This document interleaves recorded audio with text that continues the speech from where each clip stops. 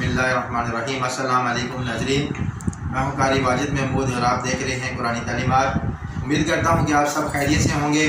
आज आपकी खिदमत में एक नई वीडियो के साथ हाज़िर हुआ हूँ और आज का हमारा मौजू है इस्तिखारे के मतलब। बहुत से दोस्तों ने कमेंट्स किए थे, मैसेज किए थे व्हाट्सएप पे कि कारी साहब इस्तिखारे के मतलब कोई वीडियो अपलोड करें।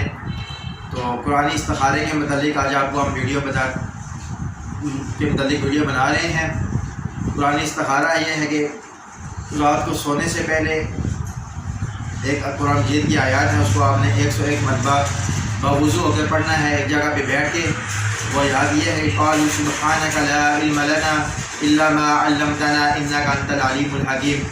इस आयत को 101 मरतबा आपने पढ़ना है रोज़ाना, और जो है बावुज़ू होकर पढ़ना है और फिर पढ़ के सो जाना है, किसी से बात नहीं करनी है। इंशाअल्लाह जिस चीज़ के मुतालिक आप इस्तिखारा कर रहे हैं वो ख्वाब में आपको इशारा हो जाएगा, मालूम हो जाएगी। तो इस्तिखारा एक सुन्नत अमल है।